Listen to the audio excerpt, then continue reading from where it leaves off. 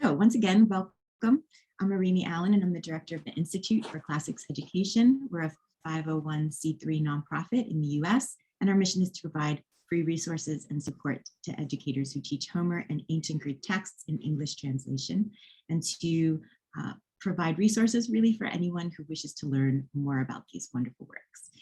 In addition to our hour-long seminars like this one, we run 12-week courses on the Iliad in the fall and the Odyssey in the spring, and we do continue to develop new courses by request.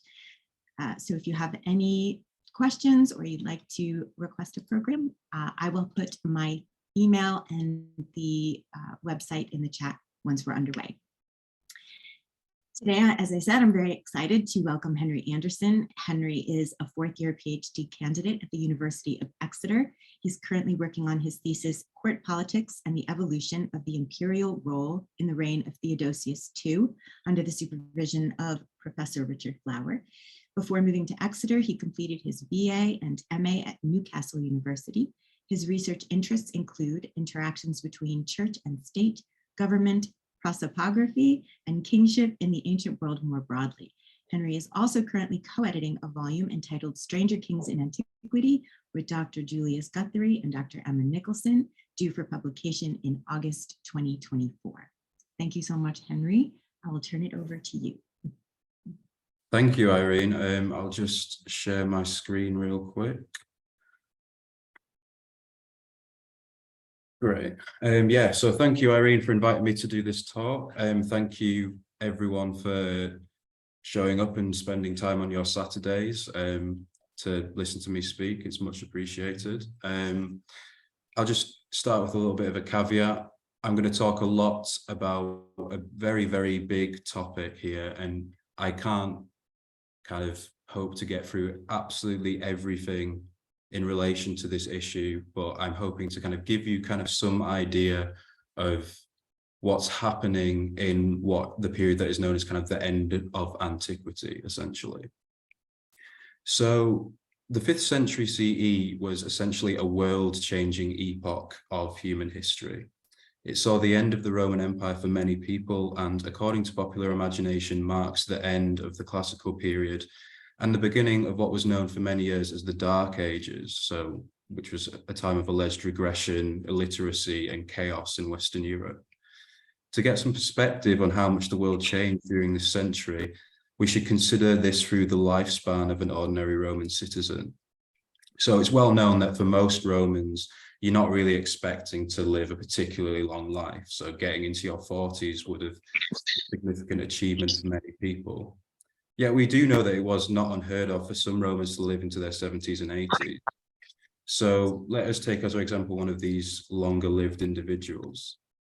If they were born in Western Europe in the year 400 CE at the turn of the 5th century, they would have been born into a world completely dominated by the Roman Empire and its ideologies.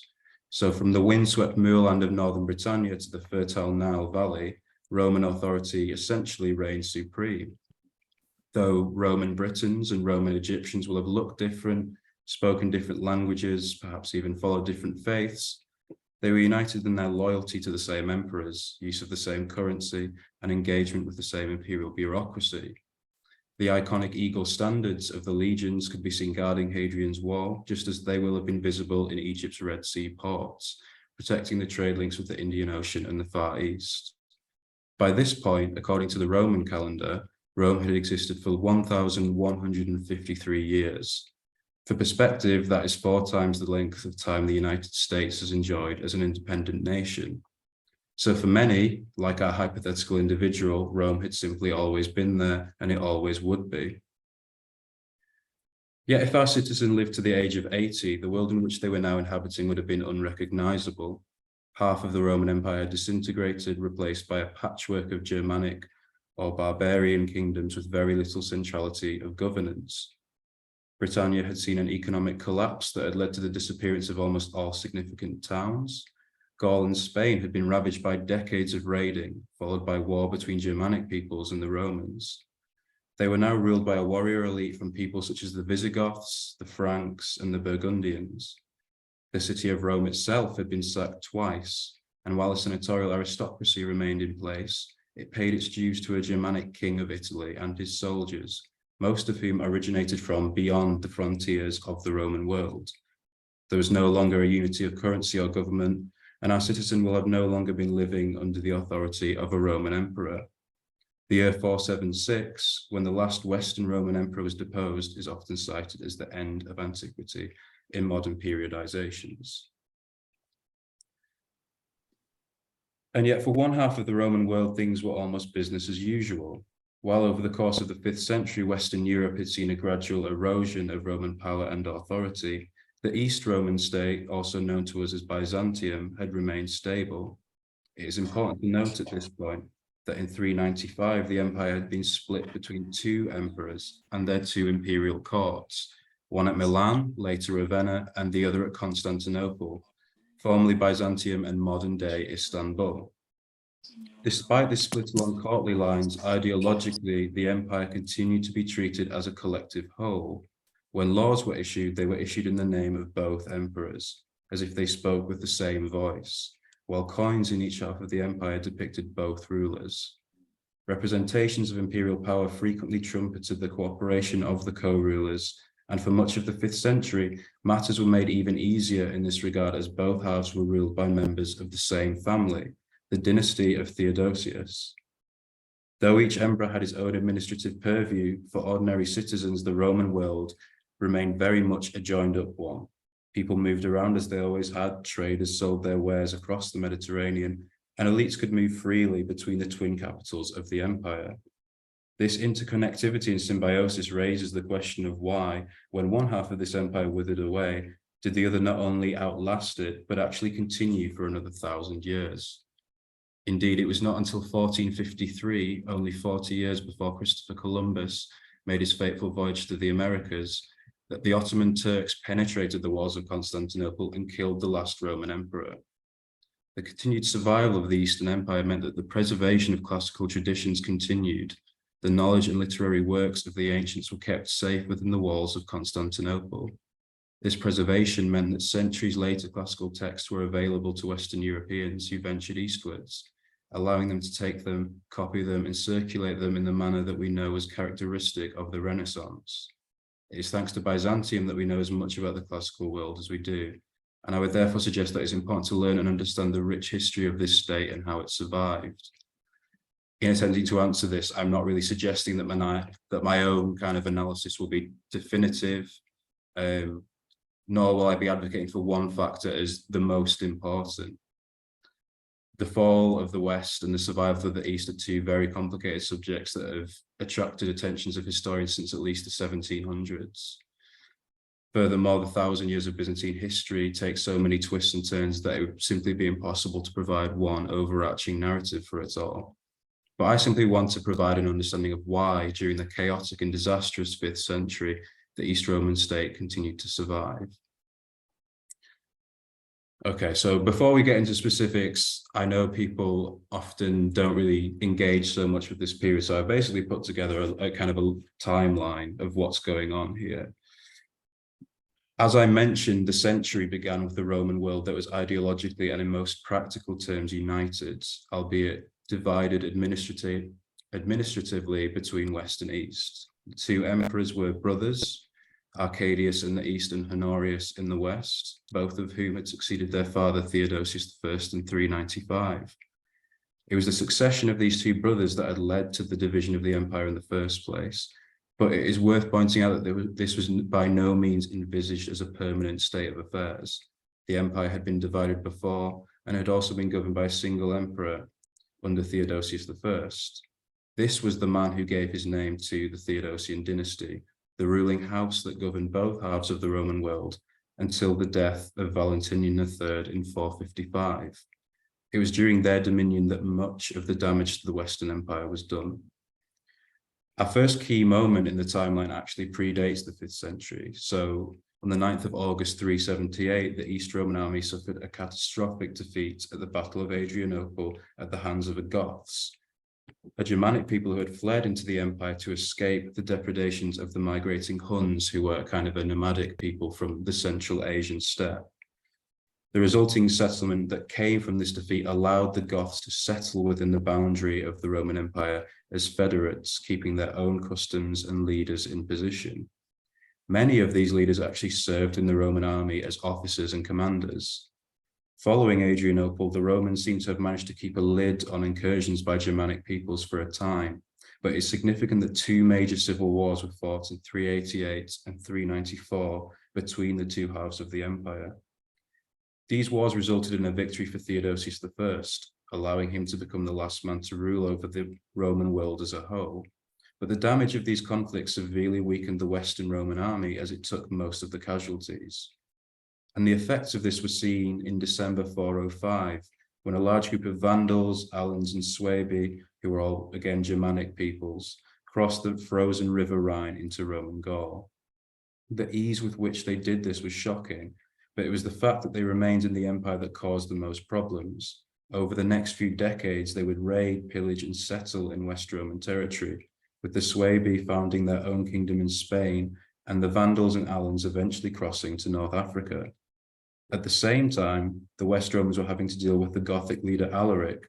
He was formerly one of these men who'd become a commander in the Roman army, but he turned against the government and was now rampaging around Italy in an attempt to get a better position for himself and his people. With negotiations failing due to infighting at the imperial court, in August 410, Alaric and the Goths sacked Rome. For much of the rest of the 5th century, the West Romans were fighting fires across their half of the empire.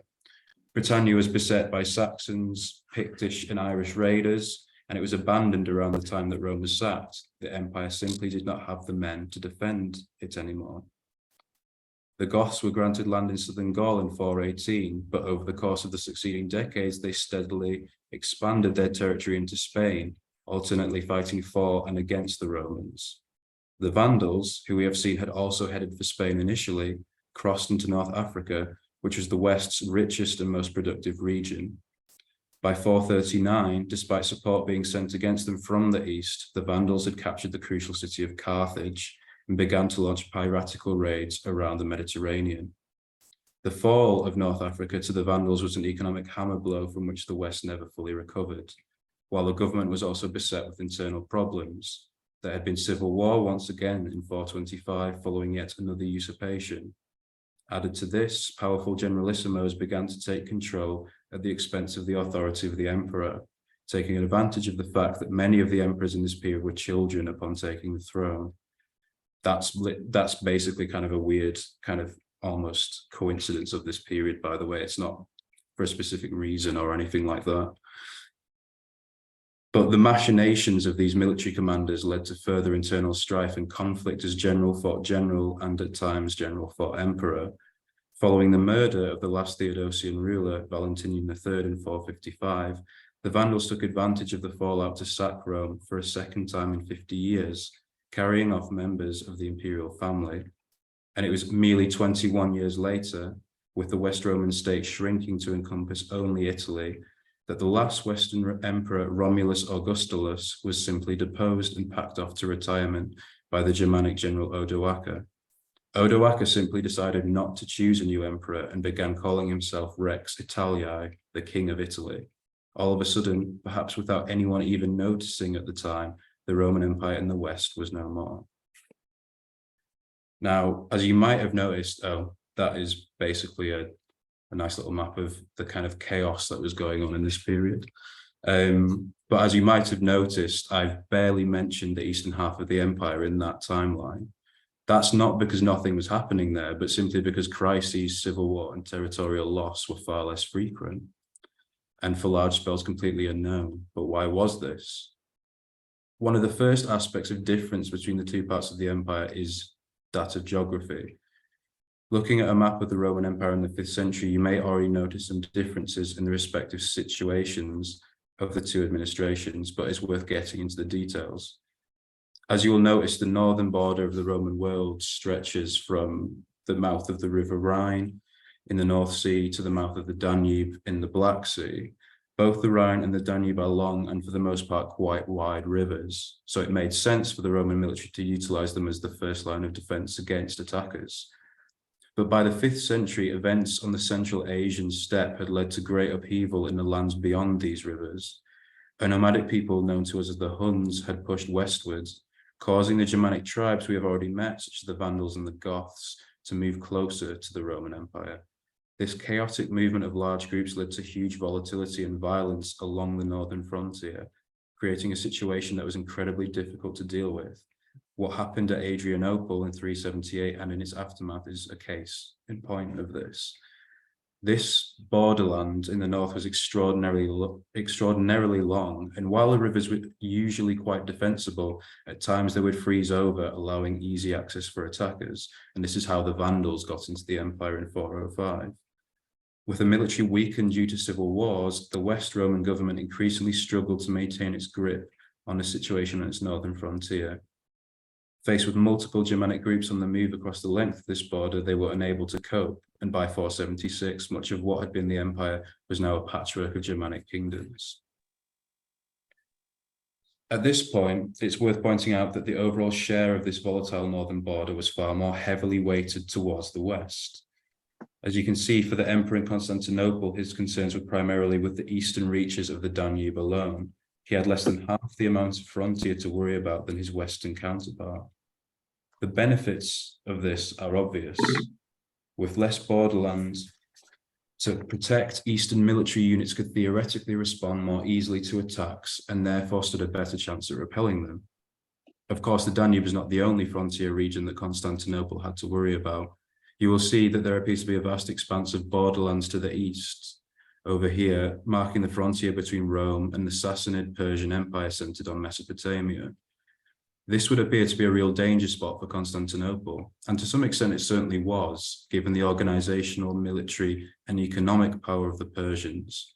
Yet due to the geography of the region, large invasions between the two states could only be carried out in specific areas of this frontier, mainly focused on northern Syria and Mesopotamia. Operations could be carried out in Armenia on occasion, but this more rugged and mountainous part of the world was not as suited for mass troop movements, nor for the supply of campaigns. It was also therefore much more easily defensible than the flat plains of eastern Syria. But luckily for the East Romans, for much of the 5th century, the Persians had problems of their own to deal with in Central Asia, which meant that this potential war zone between the two empires was largely peaceful, aside from two very brief conflicts in 421 and 441. In comparison to the incredibly volatile Danubian front, the eastern border was very stable.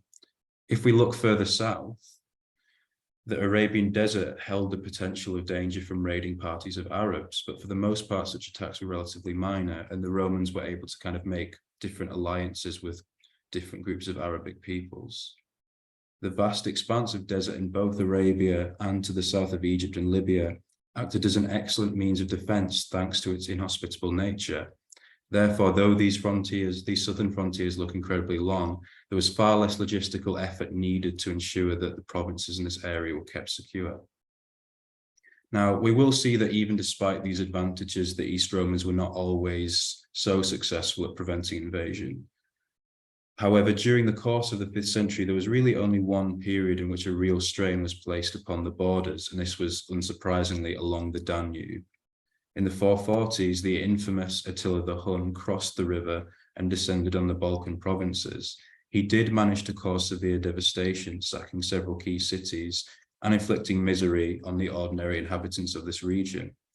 But despite this, Attila was never able to intrinsically threaten the integrity of the Eastern Empire. I'm going to go into more detail regarding this shortly, but it's worth noticing here the placement of the main cities and economic centers in the eastern provinces. Constantinople itself was relatively close to the Danube frontier, but I'm going to show that it had its own specific geographic benefits that meant it remained very well protected. The other major cities such as Alexandria in Egypt, Antioch in Syria, Ephesus and Thessalonica were all very far removed from frontier zones and stood very little chance of being threatened. The fertile lands of Egypt, Palestine and Western Anatolia were also a long way from individuals that might seek to plunder them and disrupt their vast economic output. And this leads me to another facet of the East geographical situation. In general, the Eastern Mediterranean was the far wealthier half of the Roman world. This can partially be linked to the fact that historically the region had been home to a greater population, with hundreds of cities dating back to long before the Romans conquered the region. This itself meant that trade flourished in this part of the world, bringing prosperity and more taxable wealth for the government in Constantinople to extract. It has been estimated by modern scholars that the provinces of the East were on average about 20% wealthier than their Western counterparts. In addition to this, the government had access to by far the wealthiest province of the empire, which was Egypt. The Nile Valley, as today, was one of the most densely populated areas in the world, thanks to the dark soil produced by the river's floods and the Egyptian irrigation system. Agricultural output here was enormous, with the Alexandrian grain fleet supplying Constantinople with a vast amounts of food produce to support its population. Modern estimates suggest that Egypt was around 28% wealthier than the Western provinces. During the height of the empire, Alexandria alone contributed around 36 million sesterces per year, and that was half of what the entire Iberian Peninsula gave in tax. So that's just one city in Egypt, essentially. The East's access to incredibly fertile regions, which also included Palestine and Western Asia Minor, meant that it was able to draw on a larger taxation base and therefore a larger treasury in order to fund the machinery of government and the defense of the state.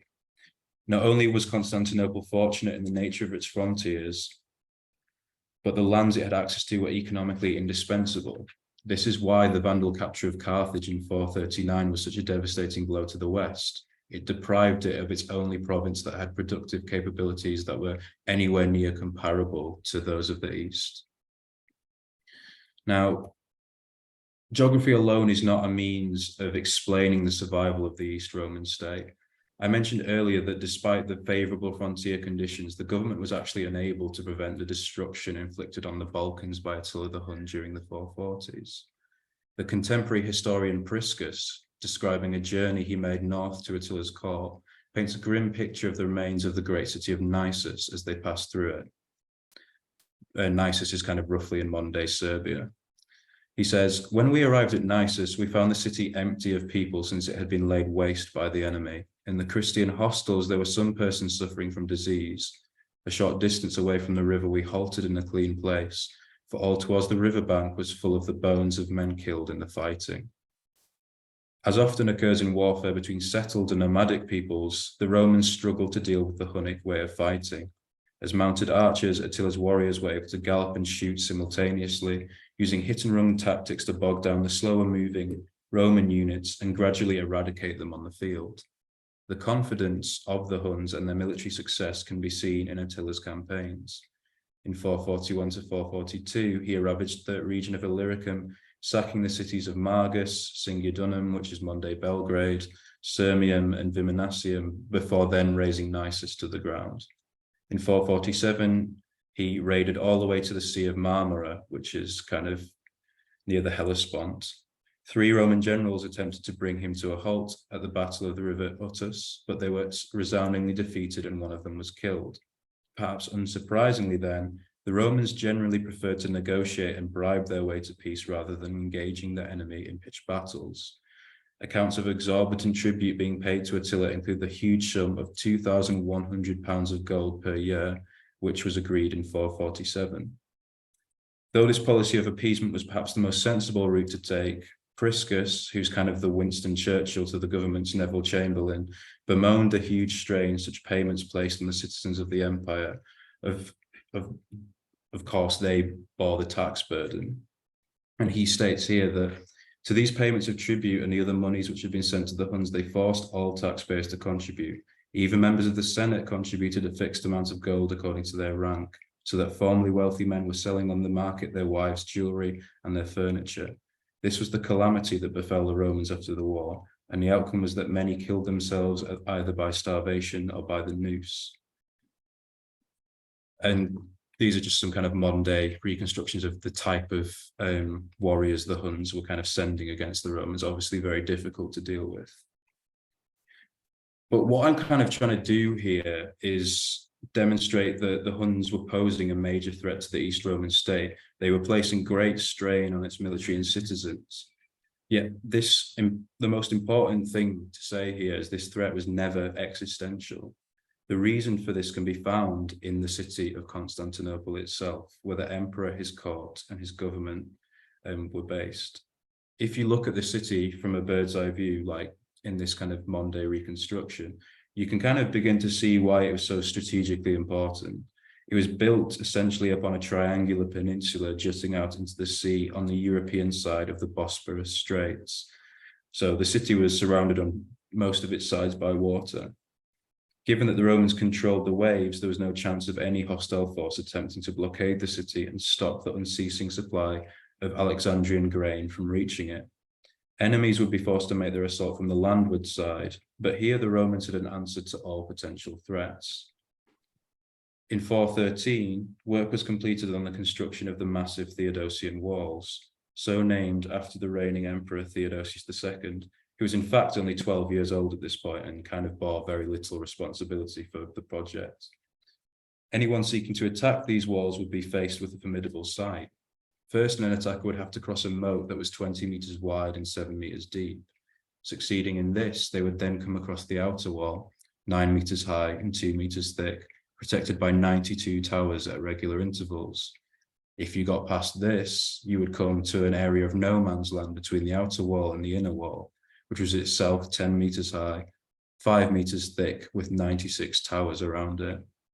Of course, any assailant seeking to get past these obstacles would have to do so while being attacked and fired upon by the defenders.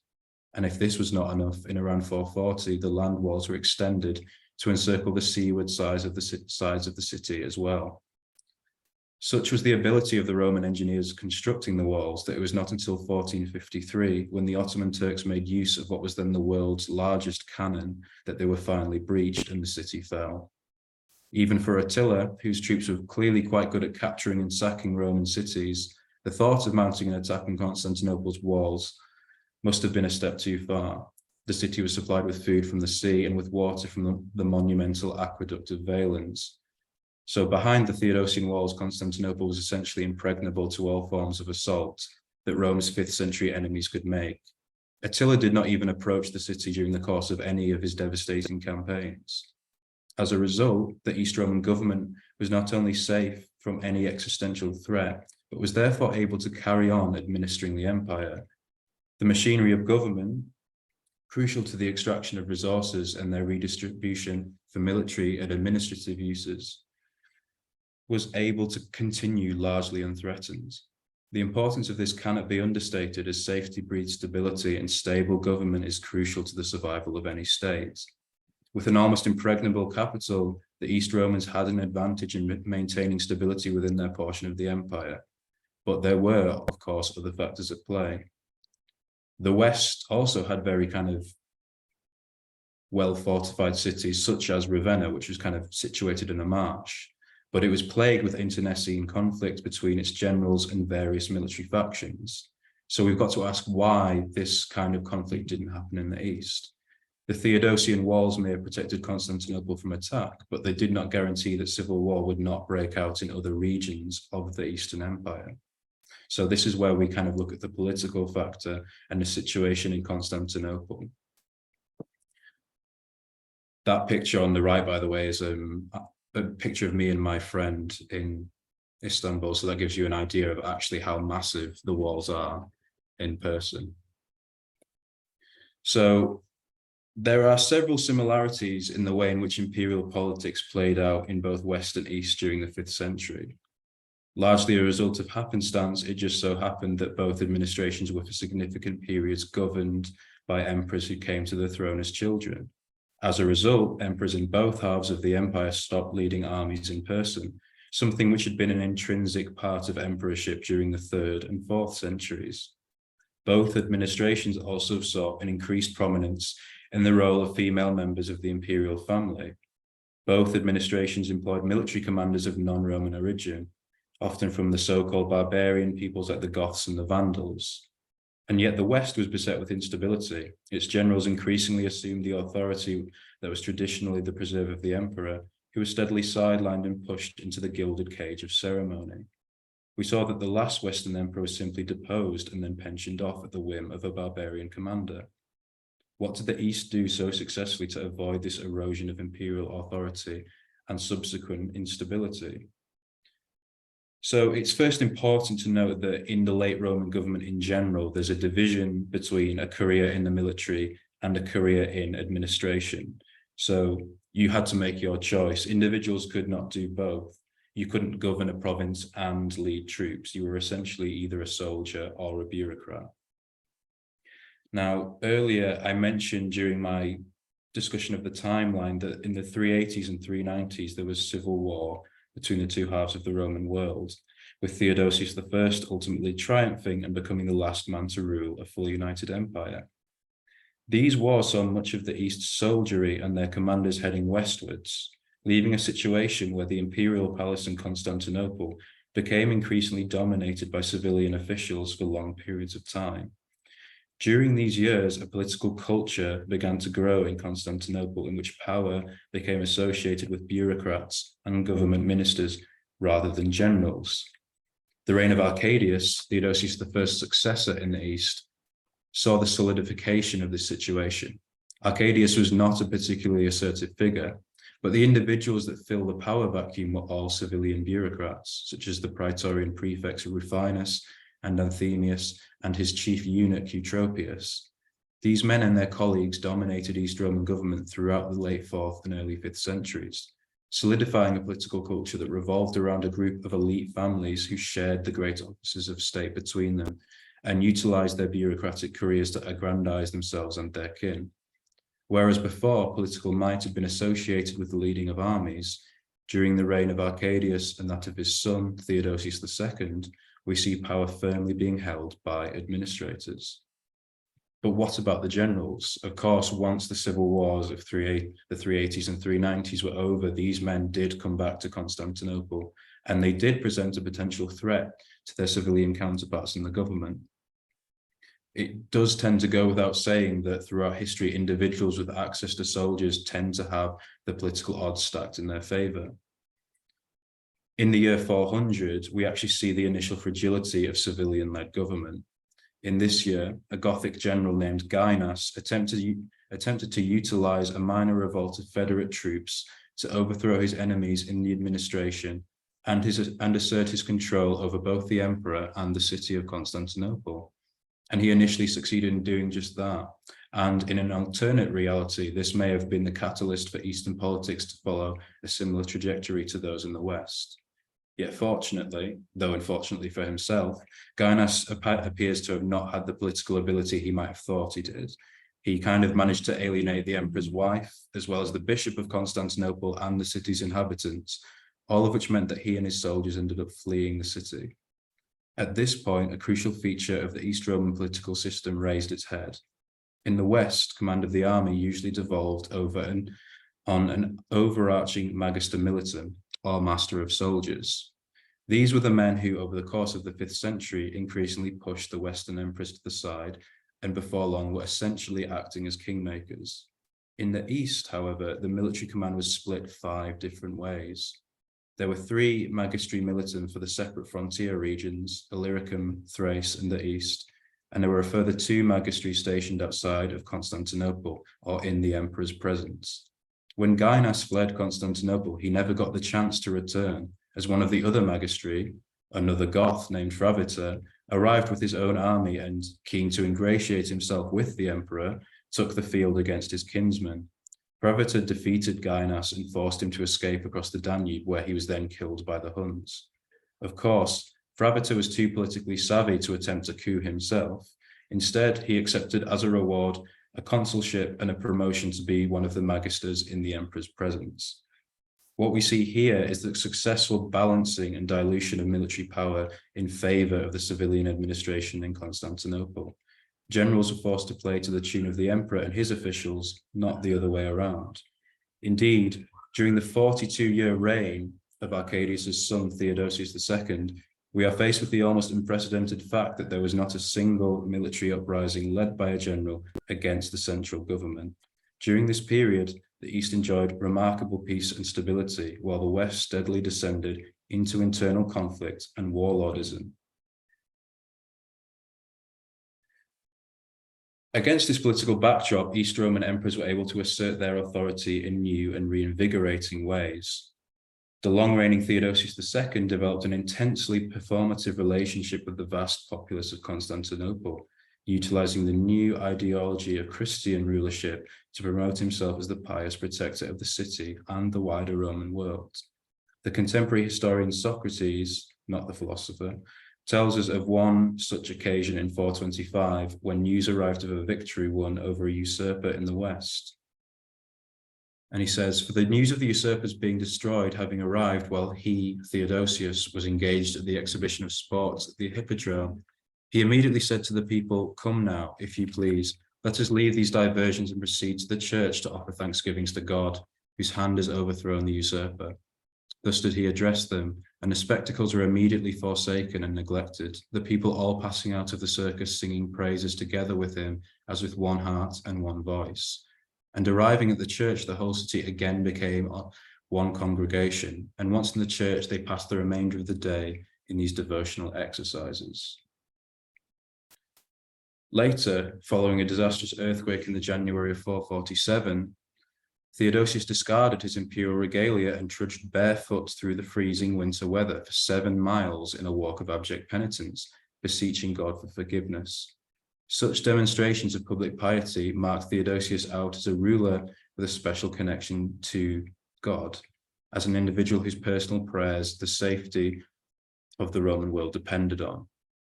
He was associated in this piety with his sisters, all 3 of whom took virginal vows to remain chaste for the rest of their lives. Each member of the imperial family endowed churches throughout Constantinople, filling them with precious relics from the Holy Land that only served to provide even greater levels of divine protection to the capital. Following a brief conflict with Persia in 421, a great statue of Theodosius was erected atop a column. The inscription at its base read, "Our Lord, the gracious and fortunate Theodosius Augustus, commander-in-chief, very mighty, triumphant over barbarian nations always and everywhere, victor through the vows of his sisters, having pacified the Roman world, rejoices on high." Here, it is the emperor who remains central to the ideology of Roman victory. Theodosius never once set foot on the battlefield, and yet it was not the achievements of his generals that were trumpeted, but Theodosius himself, a pious, triumphant victor and protector of the Roman world. Safe from the machinations of military commanders and protected by the political system of government around him, Theodosius was able to develop a new interpretation of emperorship that helped to maintain the relevance and authority of that office in the East Roman world. This is itself also crucial to East Roman survival. It meant that what happened in the West could not occur in Constantinople. An East Roman emperor was never going to be simply removed without a replacement by factions hostile to his rule. Power and authority remained with the office, which meant that those who coveted it would only continue to seek to maintain its centrality. So this has been somewhat of a whirlwind tour through the 5th century Roman world. I hope I've been able to show that this period of great change and tumultuous chaos is worthy of study. And I also hope I've kind of helped to explain some of the main reasons why the East Roman state continued to survive while its Western counterpart faltered. You may have noticed that many of these factors seem often to have been the result of almost happenstance and luck rather than any coherent plan on the part of individuals who steered the government during this turbulent time. Geographic solidarity, economic prosperity, the security of its capital, a powerful civilian-led government, and authoritative emperors all contributed to the continuation of Roman life in the Eastern Mediterranean. Classical learning, ideas, and literature continue to be preserved in the centuries after the fall of the West, which I think, as people who are interested in classics, we can probably agree was a good thing. Thank you all for listening. Thank you so much. That was incredibly fascinating. Do you have any of these books? What would you say?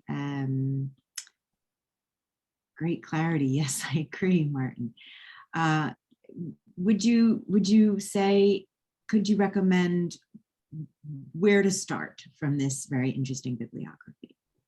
Yes, so the most accessible one probably two out of these is probably the Peter Heather one. That's, I think, was written for kind of wider consumption. So I would recommend that. The Hugh Elton Roman Empire and Late Antiquity is also pretty accessible and gives quite a good general kind of survey of what's happening. The other ones are all a little bit more academic, I would say, in how they work. I mean, I've got to say that the Christopher Kelly edited volume is very good, as is Megan McAvoy's Child Emperor Rule in the Late Roman West. Both of those are very good, but they're probably more academic focused than for the general reader. But yeah. Thank you. Thank you. And does anyone have any questions for Henry? That's right. The word vandal. I was thinking about that during your presentation as well, Allison. I was thinking about that.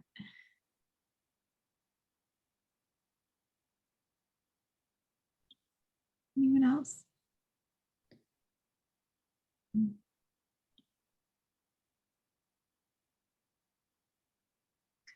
Alrighty then. I think we just have a lot to think about. Thank you so much, Henry. I'm going to stop the recording now. There we go.